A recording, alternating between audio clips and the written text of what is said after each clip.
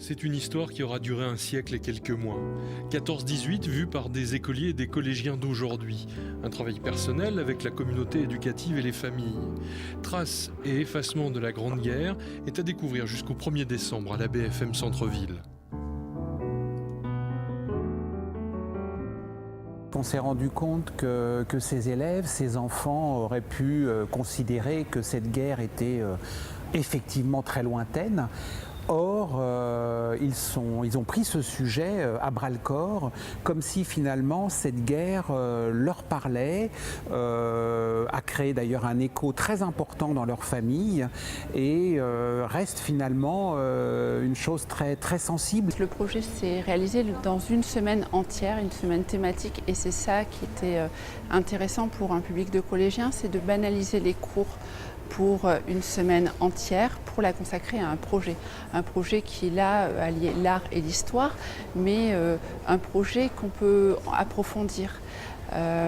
Peut-être différemment des temps habituels du collège qui sont morcelés en plein de cours différents de 55 minutes. Là, c'était une semaine entière consacrée à réfléchir à un projet, les traces de la Grande Guerre dans nos villages et à partir de différentes disciplines, l'histoire, les arts plastiques, le français, et donc de faire des ateliers de réflexion et de création.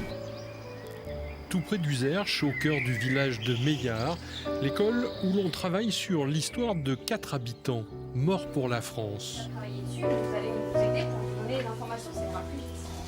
On va reprendre tout dessus.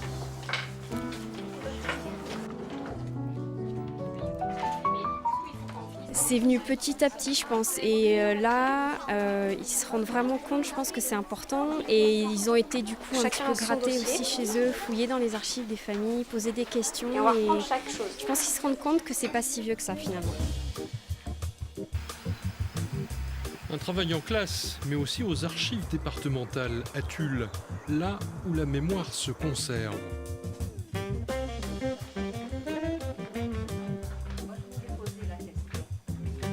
Qu'on trouvait comme département, en fait, on trouvait bien évidemment notre département de la Corrèze, le département de la Creuse, ensuite, aidez-moi. C'est à partir de documents que l'on construit justement l'histoire.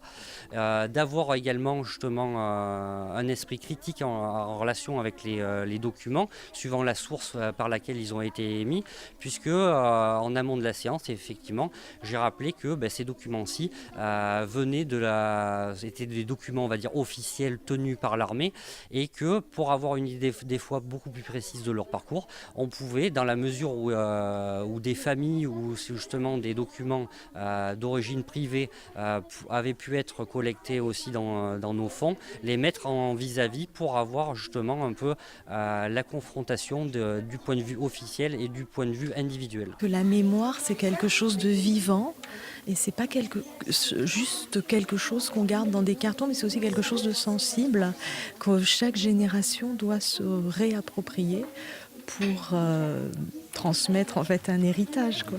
Oui, c'est une tâche pédagogique très intéressante, je pense un petit peu complexe pour eux. En plus, je les ai un peu lâchés là, donc on va voir ce que ça va donner. Mais pour le coup, ils sont en contact direct avec des documents authentiques et d'origine, et je trouve ça très intéressant. Ça nous apporte des informations des poilus qu'ils ont fait la guerre et que c'était compliqué pour eux. C'est de savoir